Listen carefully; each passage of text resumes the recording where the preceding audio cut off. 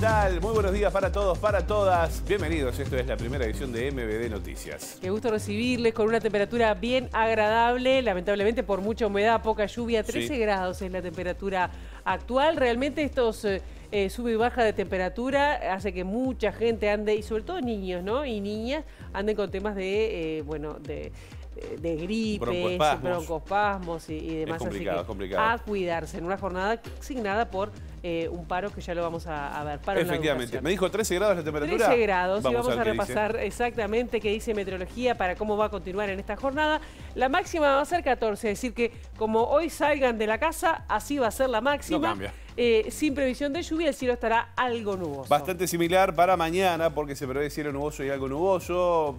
Escasas precipitaciones, dice Inumet, la mínima de 8 y la máxima de 14. Y seguimos casi copiado, algo nuboso el cielo, sin perspectiva de lluvia, subiendo un poquito la temperatura. 7 y 17 indica meteorología para el área metropolitana. Así las cosas. Vamos a contarles algunos de los temas que tenemos para compartir con ustedes hasta las 9 de la mañana aquí en esta primera edición de MBD Noticias. La intendenta de Montevideo, Carolina Cose, se manifestó indignada por la decisión del Ministerio de Economía de no habilitar un préstamo que era no reembolsable, gestionado por la Comuna Capitalina, y que, bueno, esa plata iba a llegar del Banco Interamericano de Desarrollo para atender las políticas para enfrentar la emergencia hídrica. Y ustedes saben que tras el anuncio del presidente de la República se va a presentar un proyecto de ley en el Parlamento que será tratado en esta jornada para exonerar de impuestos al agua embotellada, para paliar además, esta situación de emergencia hídrica. El proyecto será tratado con carácter de grave y urgente y será aprobado. Eso es lo que se espera. La reducción impositiva implicará una rebaja de entre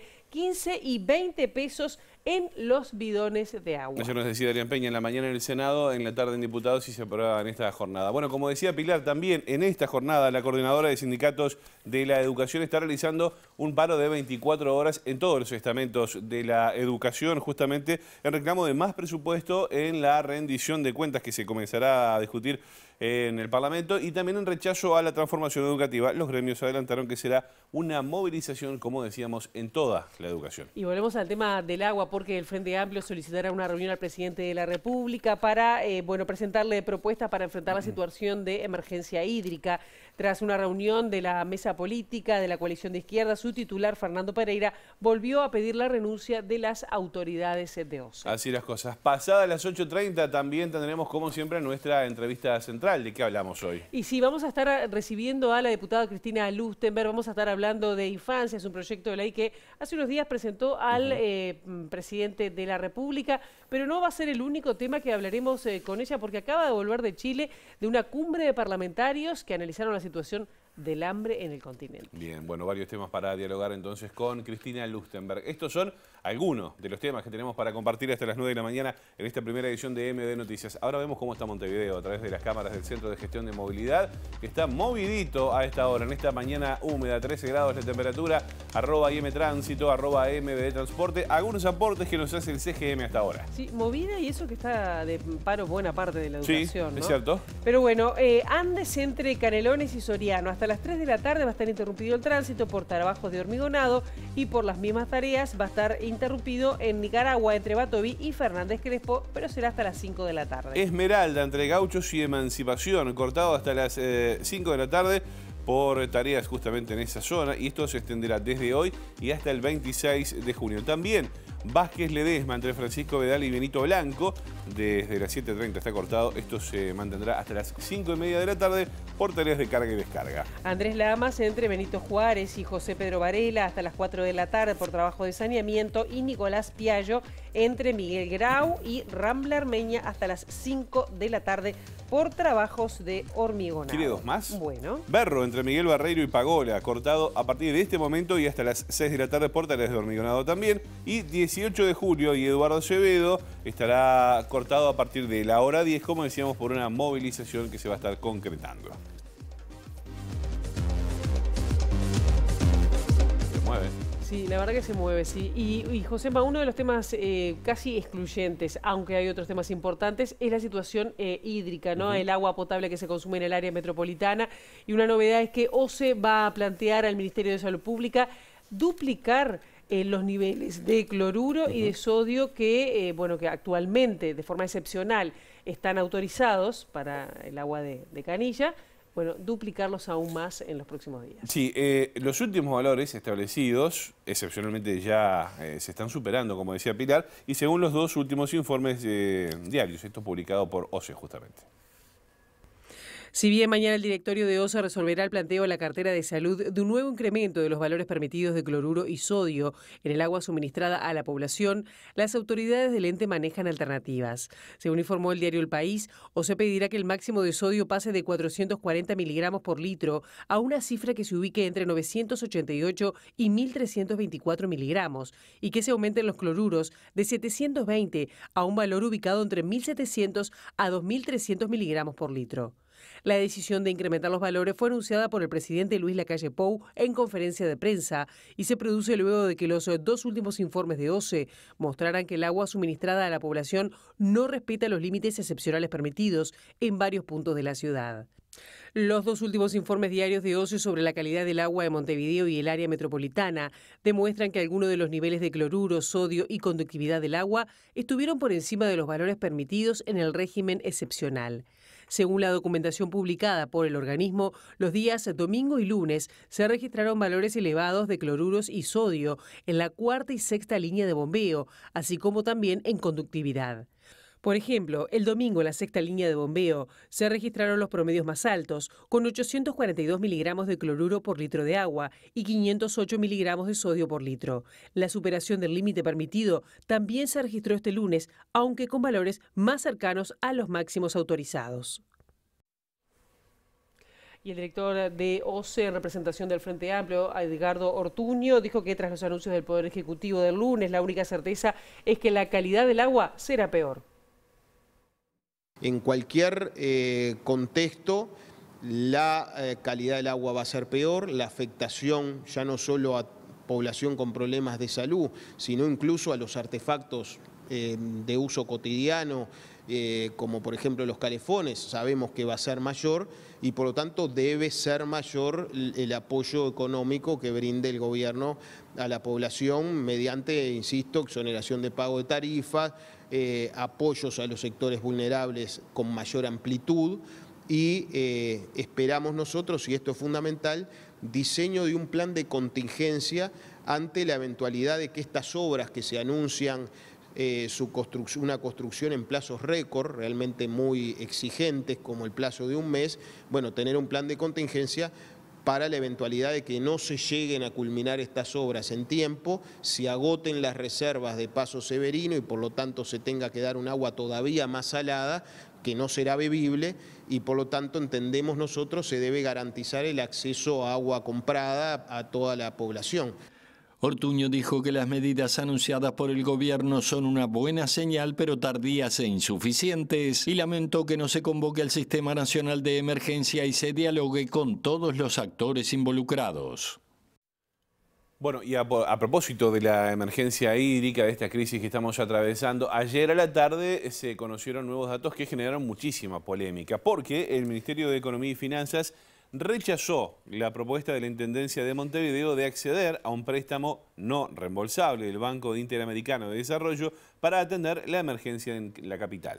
La intendenta envió una carta al Ministerio de Economía y Finanzas donde informaba que el 25 de mayo pasado comenzó a negociar un crédito con el BID para atender los efectos de la sequía en Montevideo, principalmente sobre las familias en situación de vulnerabilidad socioeconómica. El banco respondió que estaba en condiciones de apoyar con recursos no reembolsables para contribuir a algunas medidas adoptadas por la Intendencia, como la asistencia a usuarios de policlínicas municipales para el acceso de agua embotellada, y solicitaba al Ministerio de Economía y Finanzas si existía alguna objeción a este proceso. En una carta firmada por la ministra Azucena Arbeleche, la cartera de Economía rechazó este pedido.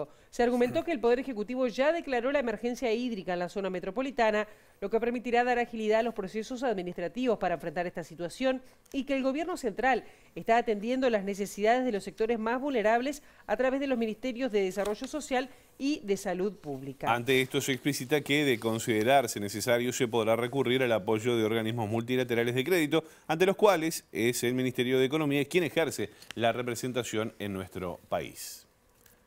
Ahora, yo entendí bien, ¿es no reembolsable? No reembolsable. O sea que si viene el dinero, no hay que reintegrarlo. Exacto.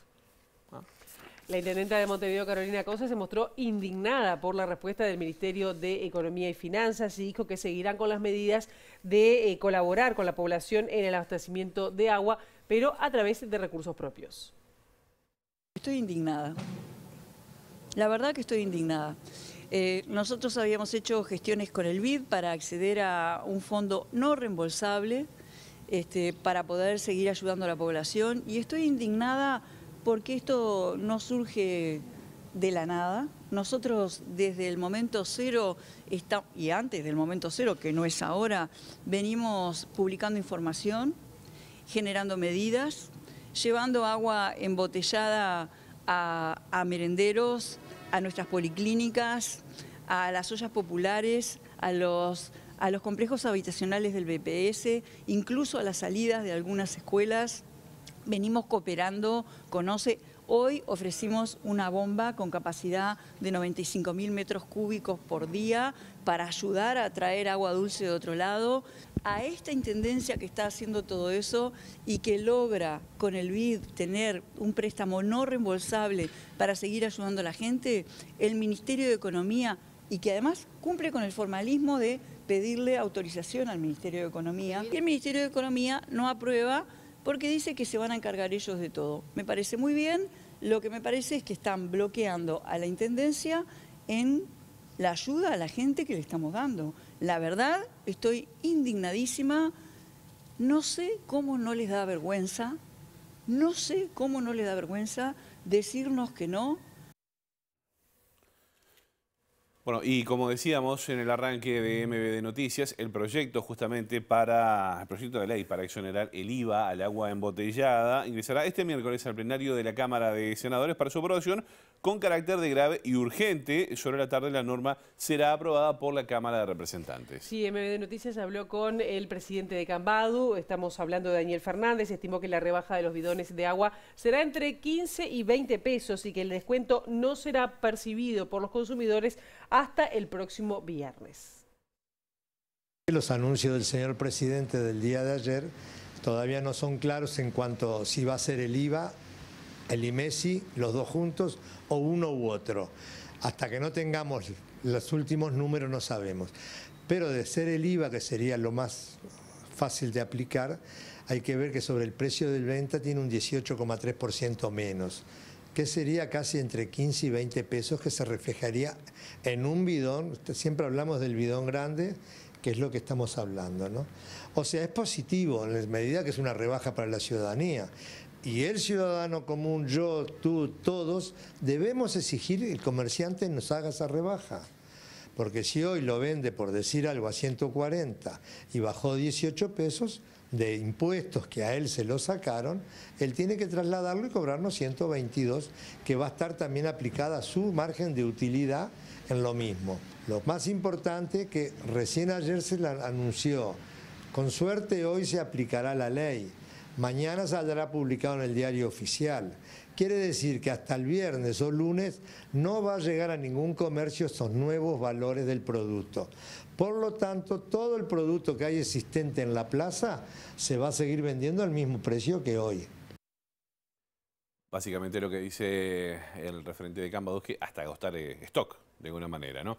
Bueno, estábamos hablando del IVA, que se va a tratar a nivel de Parlamento en esta jornada con carácter de grave y urgente en ambas cámaras. Pero, ¿qué pasa con el IMESI? El Poder Ejecutivo decretó este martes la exoneración del impuesto específico interno, el IMESI, para las aguas minerales y las sodas. Sí, la excepción rige en 48 horas y quedará sin efecto una vez finalizada la declaración de emergencia hídrica que se decretó el lunes. El texto, que tiene 2 artículos, fija en 0% la tasa de IMESI aplicable a las aguas minerales y sodas, de acuerdo a lo dispuesto por el artículo 3 del decreto 790 del 22 de diciembre del año 2008. Vamos a recordar que el agua embotellada está grabada por la tasa básica de 22% de IVA e IMESI, que se aplica el 10,5% por litro sobre el precio ficto, unos 22 pesos actualmente. Bueno, y más repercusiones a propósito de este tema, pero a nivel político, porque la mesa representativa del Frente Amplio le va a pedir una reunión al presidente Luis Lacalle Pou para trasladarle algunas propuestas para paliar la crisis hídrica. Sí, y en este contexto el presidente del Frente Amplio, Fernando Pereira, volvió a decir que las autoridades de OCE deberían renunciar. El problema no es si las medidas son justas, que son justas. Llegan muy tardes. También no son suficientes, pero además la oportunidad, si tenemos un agua de esta calidad, ¿por qué se toma la medida el 19 de junio cuando tenemos esta agua de esta calidad desde el 4 de mayo? Y esto está afectando a los uruguayos y sobre todo a los uruguayos de ingresos más débiles. Entonces, digamos, este conjunto de medidas que tomó el gobierno, el Frente Amplio los va a apoyar. No hay duda que las va a apoyar, las impositivas. Nos gustaría también que se tarifara el agua para que no hubiera abusos, para que efectivamente la rebaja impositiva se viera en el precio del agua. Nos gustaría trabajar un poco en la tarifa de OCE y nos gustaría trabajar sobre la obra inmediata para no entrar en una circunstancia donde el agua ya deje de ser potable y bebible. Prometen cosas que luego no pueden cumplir. Cuando Delgado prometió que podía garantizar agua con la calidad que estábamos tomando en el momento de la conferencia, no la pudo cumplir. Y en vez de reconocer que no pudieron cumplir con la calidad del agua, digamos, ahora tenemos el tema de los trialometanos, que nos vamos enterando que lo más peligroso no es tomarlos, sino ducharnos por periodos prolongados. Y ese es un peligro añadido, que tomamos nota por la Facultad de Química, no por el gobierno. Bueno, y a todo esto, el ministro de Desarrollo Social, Martín Lema, señaló que hasta el momento no tiene previsto cambios en torno a la distribución de agua para embarazadas y niños, pero que van a actuar en consecuencia a los cambios acordados con el Ministerio de Salud Pública. Tenemos garantizado 2 litros de agua por día, por ejemplo, en mujeres embarazadas y niños menores de 2 años. También en personas que integran el programa de enfermedades crónicas del Ministerio de Desarrollo Social. Esto ya está contemplado, ya va hasta el 16 de julio, que está al alcance de estas medidas. Y ahora nosotros lo que hacemos es monitorear con el Ministerio de Salud Pública, que recibe un informe de OCE y a partir de ahí hace recomendaciones, y de acuerdo a las recomendaciones que se vayan actualizando, es que nosotros vamos actuando en consecuencia. Es decir, que a partir del informe de OCE podrían o no aumentar la cantidad de personas que acceden a este beneficio. Bueno, es parte de lo que estamos monitoreando. Y también este cambio en el agua potable, la composición que sale de las canillas, tiene otras repercusiones, y en el caso de los termotanques también se han dado un incremento de 200% de las reparaciones. Vean ustedes, de termotanques, según la gerencia de Ribomar, que son fabricantes y service de los que tienen la marca Bronx. Estamos con una demanda altísima, casi un 200% de incremento, y se está viendo a partir de abril, ya se ve un notorio aumento de demanda. El problema es con el agua, ¿sí? El agua viene con mucho barro, está viendo con mucho barro, y eso se incrusta en la resistencia al estar sumergida en agua, y eso hace que el funcionamiento de la resistencia no funcione más y se rompa. Entonces pierde agua, salta la llave del domicilio, esos son los síntomas más comunes. La salinidad en realidad era un efecto para el tema del ano de sacrificio, que va con la resistencia. Eso hace que la salinidad rompa el ano y que la resistencia, digamos, contacto directo con el agua, ¿sí? Pero lo que perjudica más de nada es los barros. Los barros es lo que termina rompiendo la resistencia. Antes de este suceso, con 10, 15 casos por día acá en fábrica, y ahora puede ser 60, 70, 90 hemos tenido, y bueno, eso lo vamos a ver en los datos cuando cierra el mes. El mío por ahora impecable. Sí, por suerte, pero digo, claro, es un gasto más que se suma, sí, estas reparaciones, también las cañerías, que el flujo no es continuo a veces, ¿no? Hacen sí, como burbujas, digamos, exacto, ¿no? A borbotones, sí, y ni que hablar la cantidad de familias que han tenido que incrementar el gasto por la compra de agua, ¿no? Embotellada. Sí, claro. Realmente nos ha cambiado tanto mucho. Bidones o muchos packs que sí se venden ahora, ¿no? Que antes sí, no. sin hablar de temas sanitarios como temas problemas en la piel, en los ojos, que también se han registrado. Hay mucho para hablar a propósito de la salinidad. Bueno, vamos a cambiar de tema ahora. Les contamos que el Poder Ejecutivo va a enviar en el mes de julio un proyecto de ley para dar solución a deudores del Banco Hipotecario del Uruguay. La medida va a beneficiar a unas 2.500 familias que vienen pagando hace 40 años y que, a partir de la aprobación del proyecto, su deuda quedará cancelada. Según informó el diario El País, el proyecto contempla también a familias que vienen pagando desde hace 30 años, cuya deuda será refinanciada y quedará sin intereses. Otro grupo de personas beneficiarias lo conforman las personas que llevan pagando 20 años y que verán reducidos sus intereses. El proyecto de ley incluirá también la fusión del Banco Hipotecario con el Banco República, un aspecto que va a precisar mayorías especiales porque se trata de la suspensión de un ente público. Y ahora volvemos a temas políticos, pero bueno, vinculados ahora a la seguridad, porque el presidente del Frente Amplio, Fernando Pereira, se refirió al titular del Ministerio del Interior, dijo que se agotó en su propia gestión y que la gente ya no le creía a Heber. Sí, la interpelación que va a llevar adelante Sebastián Valdomir, el diputado Sebastián Valdomir, será el próximo 28 de junio. Pereira insistió en que Luis Alberto Heber debe ser removido del cargo. La gente coloca como una de sus principales preocupaciones el tema de que en sus barrios no se está pudiendo vivir en paz, de que viven en el medio de balaceras, de que la circunstancia es muy difícil en las paradas de los ómnibus, los problemas en el transporte, la falta de certezas del ministro. Yo creo que es un ministro que se agotó en su propia gestión y un ministro que se agota, que su credibilidad se agota, que la gente no le cree, no debería permanecer en su cargo. No es un problema de llevarnos bien o mal con el ministro, es un problema de que ya la sociedad no le cree. Fue un caballito de batalla la seguridad en la última campaña electoral. ¿Se va a hacer más hincapié teniendo en cuenta esto, donde se hablaba de determinadas soluciones que aparentemente no han aparecido? Bueno, se terminó el recreo, fue parte de una campaña absurda. El fuera Bonomi o el renunciar a Bonomi fue parte de otra campaña absurda y dañina hacia un ministro de Estado. Lo que hay que tener son discusiones sensatas sobre la seguridad pública y discutir sensatamente es que la interpelación se tome en serio, que la crítica que le haga el Frente Amplio al gobierno sea analizada y respondida. Quien le respondió a esto fue el presidente del directorio blanco, Pablo Iturralde. Dijo que defendió la gestión en materia de seguridad del ministro Luis Alberto Heber y dijo que no se puede pedir su renuncia como con Bonomi porque hay otra actitud. Sí, además Iturralde consideró que las medidas tomadas por el actual Ministerio del Interior han sido efectivas. ¿Amerita la renuncia de Heber? No, de ninguna manera.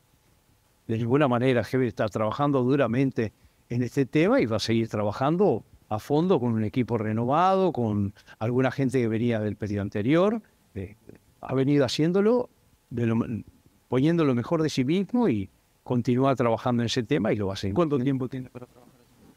Yo supongo que hasta que se retiren, cuando la realidad de la campaña lo obligue a retirarse para liderar sus sectores. A nosotros no se nos escapan narcos.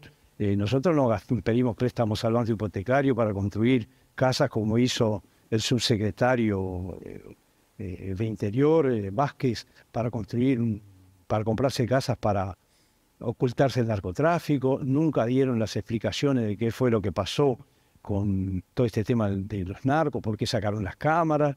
La diferencia es una actitud de frontalidad y no poner en las cosas suceden y decir dar excusas abstractas. Nosotros sabemos que hay un problema muy grande y lo asumimos. No le decimos a la gente no salgan de championes, no usen buenos celulares. Nos preocupamos por las cosas y decirlas de frente. Yo creo que la diferencia es la cristalidad y la transparencia. No andamos con las barras bravas planteándoles que voten de tal manera o hagan determinadas cosas. Hay otra actitud, ¿no? A otros temas, el diputado del Frente Amplio, Gustavo Olmos, dijo que una pericia independiente determinó que al menos un correo electrónico de la firma, Kirma Service, del Ministerio al Ministerio de Turismo, fue enviado desde Uruguay y no desde Estonia. Ustedes recordamos que por este caso además provocó la renuncia del ministro en ese momento de titular de turismo. Sí, ¿no? en ese marco, bueno, Olmos decía que se encargó esta pericia independiente, que de alguna manera constataría que se trata de una empresa fantasma y que, bueno, esto ya fue presentado ante Fiscalía. Nosotros pedimos información sobre los correos electrónicos, sobre el origen de los correos electrónicos, porque la empresa decía que todos habían salido de Estonia, pero teníamos sospecha por la forma que estaban escritos, porque estaban escritos en uruguayo prácticamente, que ese fuera el origen. Entonces solicitamos una auditoría con un profesional independiente que nos confirma que al menos uno de los correos salió desde Uruguay y no desde Estonia, y no se puede afirmar que todos los demás hayan salido desde Estonia. Lo que muestra es que de alguna manera hubo una operación de engaño al Ministerio de Turismo como institución, y desde Uruguay se intentó vender un servicio con una empresa fantasma de la cual no nos consta y no le consta a Fiscalía que tenga actividad comercial en ningún lugar del mundo probada. Vamos a cambiar de tema ahora. Les contamos que la empresa Acodique rechazó una propuesta de acuerdo presentada por el sindicato justamente de esa empresa para reintegrar a trabajadores y terminar el conflicto, lo que de alguna manera podría llegar a agravar las medidas gremiales y abre la posibilidad de desabastecimiento de supergas en los hogares. Hicimos un planteo que contemplaba justamente el reintegro de los trabajadores, pero también contemplaba los cambios que instaló la empresa y los cambios que iba a instalar a futuro. Nosotros entendemos de que en cualquiera de esas situaciones hay posibilidad laboral para estos compañeros que tenemos hoy reivindicando el trabajo, pero lamentablemente nos encontramos con la negativa de la empresa de que tenía una solución laboral solo para 4 de los efectivos, que era fuera de Acodique, y bueno, para los otros efectivos no había nada y tampoco para los trabajadores terciarizados hay ninguna solución. Entonces, bueno, entendemos que para nosotros no es viable cerrar un conflicto de esta manera, dejando un montón de trabajadores en la calle. Están dadas las condiciones como para que se pueda solucionar. Falta voluntad política de parte del Poder Ejecutivo y, bueno, obviamente que falta que alguien mueva la empresa. Si nadie toma la postura de tomar cartas en el asunto de manera seria y tratar de revertir esto no se va a solucionar. Entonces, bueno, hoy hay una posibilidad de desabastecimiento, sí, porque vamos a empezar a analizar medidas a tomar en los próximos días, pero tampoco nos sentimos responsables ni nos pesa eso porque somos más que nada responsables con la cantidad de familias que están quedando en la calle de manera injustificada. Bien, cambiamos de tema. La Universidad de la República fue condenada a indemnizar en primera instancia al profesor grado 5 del Centro de Matemática de Facultad de Ciencias. Estamos hablando de Martín Zambarino. Sí, el docente había sido denunciado justamente por acoso sexual en el año 2019.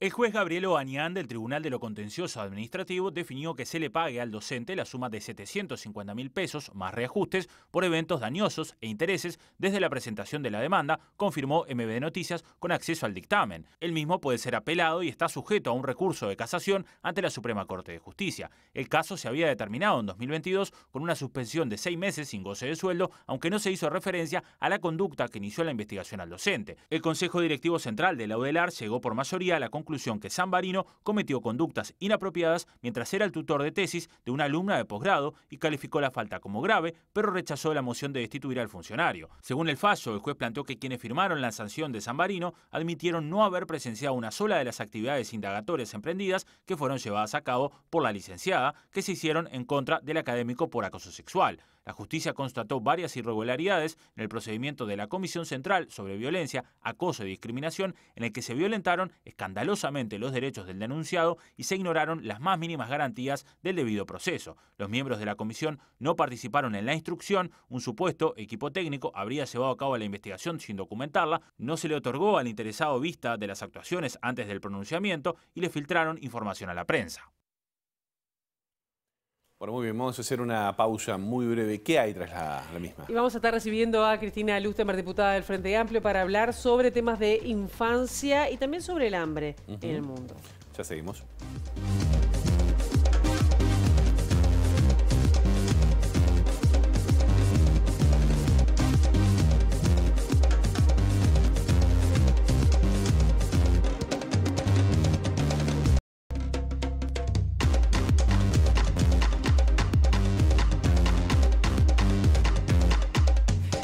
Estamos recibiendo con muchísimo gusto a la diputada Cristina Lustenberg. Bienvenida, ¿cómo estás? Buen día, Pilar, gracias a ti, a todo este equipo y a la audiencia. Bien, hace poco estuviste en Torre Ejecutiva presentando un proyecto de ley que, bueno, que se está ahora presentándole al presidente, un proyecto de ley sobre el tema de infancia y bueno, ya está avanzado, por lo menos aprobado a nivel general en la Comisión, ¿no?, de Población. Sí, así es. Lo votamos 11 de los diputados y diputadas presentes en la comisión. ¿Qué pretende? ¿Cuál es el foco? Es un proyecto que nosotros presentamos en el 2018, que en noviembre del 2021, con sugerencias de diferentes organizaciones de la sociedad civil, integrantes del Poder Ejecutivo, que pasaron por la Comisión de Población y Desarrollo, en lo cual nosotros le pedimos opinión, porque de eso se trata, construir un proyecto con varias opiniones, que se llama Ley de Garantías para la Primera Infancia, Infancia y Adolescencia, que lo que hace es ordenar la política pública con un marco normativo, como sería con una ley, de lo que tiene que ver el impacto en los hogares donde hay niños, niñas y adolescentes. Fíjate, Pilar, y esto es importante que la ciudadanía lo entienda, los temas de infancia y adolescencia deberían ser de las prioridades más grandes que tenga este país para encarar como una política de Estado. Cuando a veces los políticos decimos ¿qué es política de Estado? Bueno, es esto, es lo que pretende la ley, pretende tener un marco legislativo que ordene la fragmentación que tiene el Estado uruguayo hoy en cómo impacta, qué programas, qué asignación del gasto estamos hoy invirtiendo en los hogares donde hay niños, niñas y adolescentes. ¿Y eso no estaba antes? De esta manera no. Porque te pueden decir, digo, realmente 15 años del Frente Amplio que hubo muchos programas. Esto es también muy importante tener. Nosotros lo que la ley crea es un mecanismo diferente donde hace más eficiente la política pública.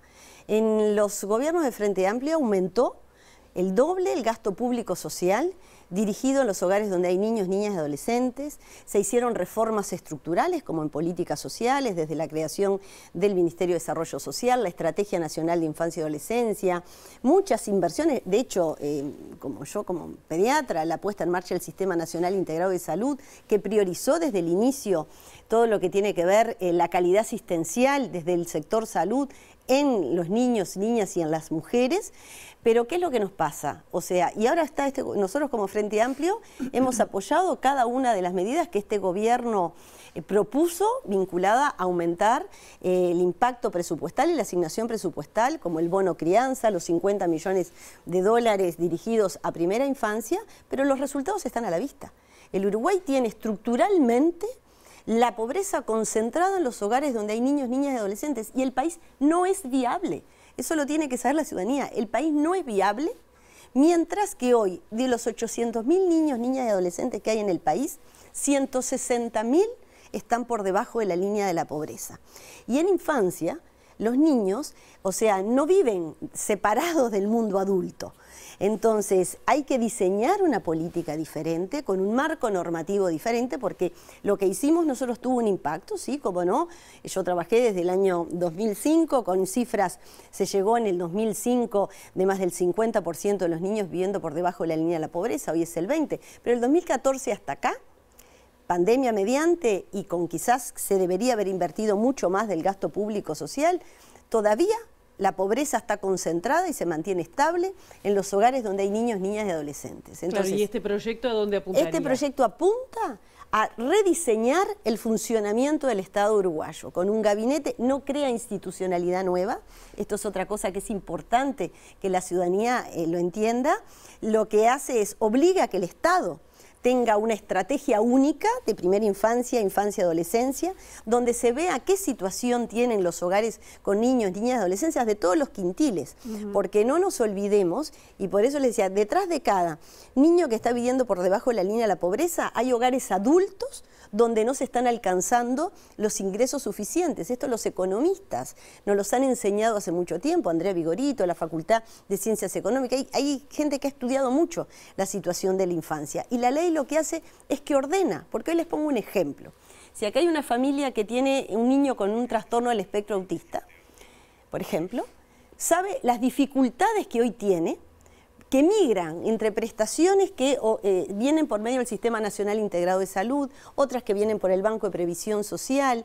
Ni hablemos para las mujeres lo que significa hoy tener un hijo, que por suerte en el Uruguay hay políticas de salud sexual y reproductiva que permiten a varones y mujeres y decidir o no tener hijos, pero cuando tienen hijos precisamos un Estado mucho más presente. ¿Y no estuvo el Frente Amplio a la altura en ese caso para poder fortalecer esto que hoy de alguna manera se está pidiendo? Pilar, yo no quiero entrar porque eso es una cosa que siempre tendemos a hacer. El Frente Amplio hizo muchísimas inversiones con resultados que están a la vista.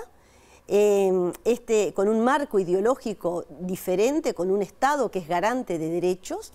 Este gobierno que legítimamente eligió la ciudadanía ha diseñado una política social que nosotros hemos conversado mucho con los ministros de Desarrollo Social que ha tenido este gobierno, y particularmente con el ministro Lema, con el presidente de INEAU, Pablo Abdala, pero es indiscutible que el Uruguay no ha diseñado y no ha impactado y tiene que entrar en otro diseño de la política pública. Y se ha desmantelado, por lo menos así lo han dicho acá representantes de, por ejemplo, de los trabajadores sociales, sí, de la asociación, que hemos conversado. Se ha desmantelado algunos de los programas que venían funcionando. Y algunos de los programas de cercanía del área social. Sí, eso es así. O sea, fíjense, miren cómo no nos tiene que interpelar. Hoy ustedes han invitado a personas que trabajan con niños en situación de violencia. Hoy el Uruguay diagnostica 7.500 niños y adolescentes con situaciones de abuso y de maltrato. Y el Estado repara solo un 10%. De esos 7.500 niños que los equipos docentes, los equipos del área social a nivel territorial, los equipos del área social, se diagnostica alguna situación de abuso o de explotación sexual, miren si tendremos problemas en ese tema invisibilizado, y ahora tenemos una situación grave que lo puso en la agenda pública, pero tenemos problemas gravísimos. La situación de Penades. Sí, eso es una situación gravísima que el Uruguay, por ejemplo, no había legislado hasta el año 2004 en lo que significaba la explotación sexual comercial en niños, niñas y adolescentes. Y casi 500 adolescentes por año están vinculados a alguna situación de explotación sexual y a redes de trata. O sea, de verdad que el Uruguay tiene problemas gravísimos, las cifras de inseguridad alimentaria. Yo fui la otra vez con la diputada Cecilia Cairo y la diputada Claudia Hugo de Frente Amplio a la presentación del programa de alimentación territorial, pero el Uruguay no puede tener el 15% de los hogares con inseguridad alimentaria moderada o grave, concentrado en los hogares donde hay niños, niñas y adolescentes y donde hay hogares monoparentales dirigidos por mujeres. Las mujeres hoy no podemos de verdad seguir avanzando, y la ley lo que hace, para ser bien clara, es que ordena lo que hay, pero desde la mirada que tengan las familias y los niños, donde tiene que haber políticas de un Sistema Nacional Integrado de Cuidados fuerte, con más CAIF de 8 horas, con más escuelas de tiempo completo. ¿A qué familia, a qué mujer hoy le beneficia un centro de educación de 4 horas? Por eso las mujeres tenemos las tasas de desempleo más bajas, de empleo más bajas, porque nos es imposible hoy conciliar esos roles. Y hoy es inadmisible que en un país que nacen tan pocos niños, el Estado no sea más eficiente. Claro. Gobierne quien gobierne. Ahora recién tocaste ahora el tema de la alimentación y te traigo a lo del agua. ¿Te parece bien esas medidas de dar agua embotellada? Me imagino, hasta te pregunto como pediatra, ¿no? La afectación, no sé si ha estudiado o por lo menos ha salido poco la afectación en la infancia del agua que se está tomando. Bueno, eso desde el inicio, el observatorio y el núcleo interdisciplinario de la Universidad de la República, particularmente la licenciada Alejandra Girona y la Sociedad Uruguaya de Pediatría, advirtieron de lo que significaba los niveles de salinidad que tiene el agua, sobre todo para los lactantes más pequeños, o sea, no solamente para los pacientes que tienen o personas que tienen enfermedades donde la sobrecarga de sodio, los pacientes hipertensos severos, con insuficiencia renal, cómo eso influye, pero sobre todo en los lactantes más pequeños, los altísimos niveles. Imagínense, para preparar una fórmula, una leche modificada a los niños que no reciben una lactancia materna, lo que significa eso y el costo que tiene para la población, sobre todo más vulnerable, y todos los costos que va teniendo en la medida que vamos viendo que la composición puede tener ingredientes que afecten la salud. Entonces, de verdad que es un tema preocupante y que también, así como las políticas de primera infancia, infancia y adolescencia, Pilar, requieren una generosidad del sistema político, porque tenemos que pensar el Uruguay a corto, mediano y largo plazo. Bueno, el tema del agua, hoy el gobierno es el que tiene que tomar las medidas, porque el problema hasta ahora, pero también son cosas que el Uruguay tiene que mirar con una mirada desarrollista. Nos cuesta, porque los políticos siempre rendimos cuenta, porque siempre estamos pensando que nos reelijan. Entonces, a mí me preguntan mucho, Cristina, salite de los temas de infancia porque no reditúan, porque los niños no votan, porque el Uruguay, y eso le pido a la ciudadanía que... Yo lo aprendí hace muchos años con Juan Pablo Terra, la economista Mabel Hoppenheim, de que nos advertían ya en el año 90, 89, que el Uruguay iba a tener problemas graves de seguridad, de cohesión social, de trayectoria educativa de los niños, niñas y adolescentes, porque no estábamos mirando un fenómeno que era la concentración de la pobreza en los hogares donde hay niños, niñas y adolescentes, y eso iba a influir muchísimo en el desarrollo del país. Hoy el Uruguay tiene el tema de infancia y adolescencia y el desarrollo de ciencia y tecnología. Para mí son dos áreas claves del desarrollo del país que no las estamos mirando. Ahora me tocaste el tema político, no sé cuál va a ser el futuro político, pero ya la agrupación PAR definió que va a apoyar la precandidatura de Orsi en las internas del Frente Amplio. ¿Por qué esa opción? Y nosotros, después de varias discusiones que hemos dado en nuestra organización política, que es PAR, entendemos que el intendente de Canelones, Yamandú Orsi, tiene una trayectoria a nivel departamental, en un departamento que conjuga el área metropolitana, el área rural, tiene una capacidad de diálogo. Como docente de historia conoce la situación de la educación y del departamento, del país. Yo he estado muy cerca en situaciones que hemos conversado, hacia dónde debe ir el país, situaciones hoy de la coyuntura política, y como sector político entendemos que Yamandú, que tiene el Frente Amplio, tiene excelentes candidatos, por suerte, hacia una decisión en el Congreso que se verá entre la intendenta de Montevideo, Carolina Cose, Andrés Lima, entre Mario Vergara, o sea, se verá definitivamente quién es la fuerza política de Siria, pero nosotros entendemos que Yamandú, y también lo digo como mujer, hemos hablado de la importancia que tiene el desarrollo de las políticas de género, esto que estoy diciendo, generar más oportunidades de trabajo, el Sistema Nacional Integrado de Cuidados, una política de género más fuerte, y en eso Yamandú ha tenido una escucha muy importante que colectivamente nosotros entendemos que al día de hoy nos representaría en ese rol. ¿Y cómo queda esa tensión que de alguna manera, por lo menos desde afuera, se ve en el abrazo que no todos han definido, digamos, el apoyo, y estaría más inclinado quizás a la intendenta de Montevideo, Carolina Cose? Bueno, eso está muy bien que me preguntes. Nosotros hicimos una alianza con compañeras y compañeros del abrazo a las elecciones internas del Frente Amplio, y como sectores que somos minoritarios, ingresamos gracias al voto, porque en política uno vale por los votos que tiene, y ese es el ejercicio de la democracia. Nosotros ingresamos a la Mesa Política Nacional del Frente Amplio, tenemos compañeros en esa alianza que están en mesas políticas de Montevideo y de otros departamentos del interior, en el secretariado. El abrazo está conformado por compañeras y compañeros independientes, por el FEM, que está liderado por Fiorella Buceta, Federico Lezama, está como independientes Patricia Kramer, Nadia Almeida, Pablo Álvarez y otros compañeros y compañeras, y el IR, que es el que estos días está tomando la decisión a ver qué candidato o candidata. Nosotros nos reunimos mañana y ahí veremos, pero la opción que nosotros tenemos es conformar un espacio dentro de el Frente Amplio, más amplio de lo que es PAR, atrayendo a compañeros de las organizaciones que hemos hablado, sociales, académicas. Más allá de que apoyen a distintos candidatos, precandidatos. No, nosotros dentro de apoyando a la candidatura de Yamandú Orsi, forma parte hoy del paraguas, pero pensando y propuestas hacia dónde debe ir el país, dentro del programa nacional que tiene el Frente Amplio y que lo está construyendo, qué énfasis deberíamos tener para de verdad nuclear a mucha gente que quizás hoy está buscando un espacio amplio donde se esté pensando hoy situaciones graves del país, porque hay situaciones que hoy no pueden esperar, pero sobre todo pensando el país hacia adelante. Bien, ya tenemos que cerrar, pero no quería dejar de preguntarte por la situación que ayer se denunció a nivel de los medios respecto a Martín Pereira y varios integrantes de ACE. Te pregunto por Martín Pereira porque, bueno, está muy cerca dentro de lo que es PAR, una figura relevante dentro de la agrupación que tú encabezás, y bueno, fue indicado como, digamos, como que tenía trato con el presidente de ACE, y entró la señora de él, la pareja de él. Mire, ¿Hablaste con él? Sí, ayer estuve reunido con él y con la esposa. Miriam, quiero decir, es una licenciada de enfermería de una excelente trayectoria, y se lo quiero decir a la ciudadanía, que concursó en sus cargos como supervisora y jefa de enfermería del INOT. Cuando se decidió cambiar esa función, ella hoy cumple la función de adjunta en el Hospital de Ojos. Es una persona que tiene una maestría en gestión, que tiene un desarrollo profesional independientemente de ser la compañera de Martín Pereira, que es el presidente de la Federación de Funcionarios de Salud Pública.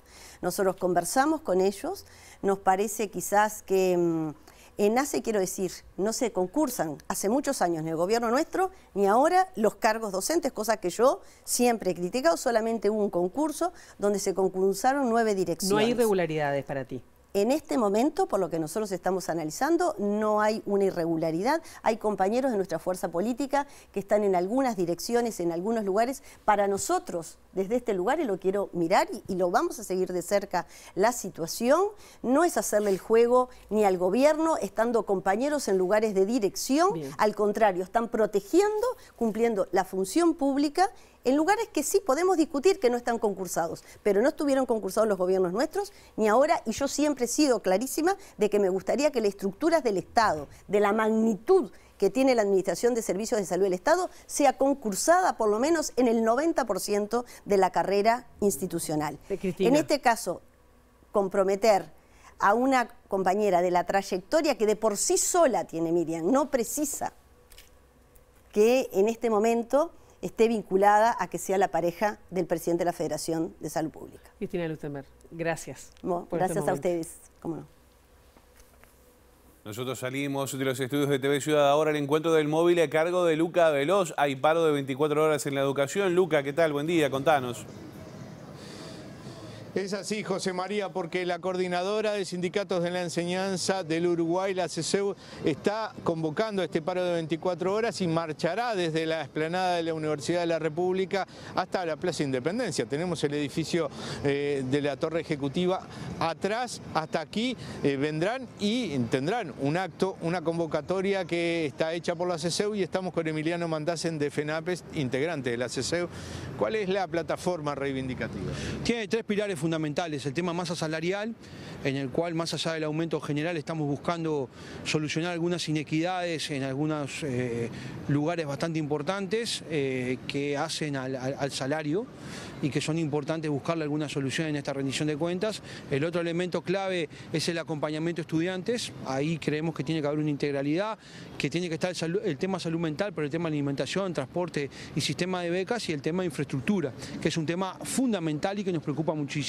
Y ahí en el tema de inequidades creemos que hay que avanzar muchísimo en algunos sectores particulares que tienen un gran retraso en sus salarios. Funcionarios, trabajadores jóvenes y adultos. Hay un tema de la educación privada que nos preocupa mucho, que hay que de alguna manera solucionar con el directorio del INAO, pero tiene que haber recursos en la rendición de cuentas. Bueno, una cantidad de elementos que están ahí.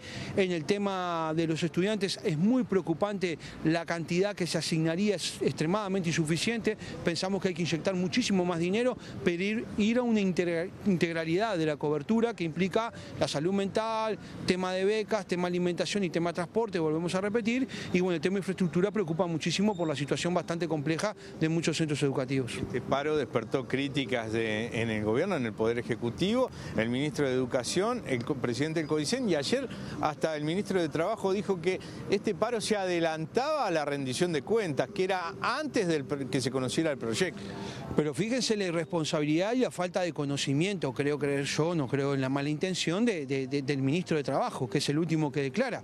¿Cómo yo voy a conocer el proyecto de rendición de cuentas faltando pocos días para presentarlo al Parlamento? La ley de negociación colectiva es muy clara, debemos conocerlo antes para poder trabajar sobre él, porque sabemos que en el Parlamento la posibilidad de reasignación de recursos es muy pequeña, pero además muchas veces terminás discutiendo en el Parlamento sacarle un lugar para poner en otro. Entonces me parece que es un desconocimiento muy importante del propio funcionamiento de cómo se discute el presupuesto.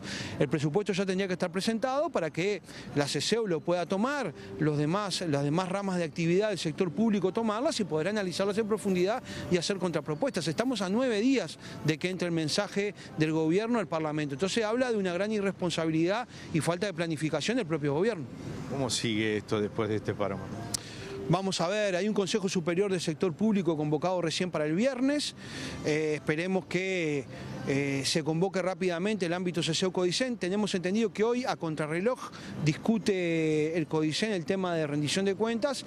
Y bueno, y esperemos que los debates sobre educación no transiten por las jerarquías de la educación y las jerarquías de gobierno tomando de escudo a los estudiantes, porque cada vez que tienen que argumentar en contra de una medida de los sindicatos y en contra de una plataforma reivindicativa, como no tienen argumentos, usan a los estudiantes de escudo. Eso me parece que habla muy mal de un gobierno que tienen que actuar como adultos y de acuerdo a su responsabilidad y dejar a los estudiantes de lado. Los estudiantes han perdido cientos de horas de clase producto de la propia inoperancia de la administración. Muchísimas gracias, Emiliano Mandacen. Ustedes ven que aquí ya se está montando el estrado, en minutos nada más marcharán entonces los gremios de la educación hacia la Plaza Independencia. Muy bien, Luca, muchas gracias. Bueno, vamos a seguir informando obviamente a propósito de lo que pase con esta paralización en esta jornada. Nos vamos, ¿qué le parece? Sí, señora, hasta acá llegamos con la primera edición de MBD Noticias, pero no se vaya porque en minutos arranca Ciudad Viva. Y nosotros nos estamos reencontrando con la actualización informativa a las 13:30 y a las 8 en punto mañana, bien tempranito, con las primeras noticias de TV Ciudad. Los esperamos, gracias.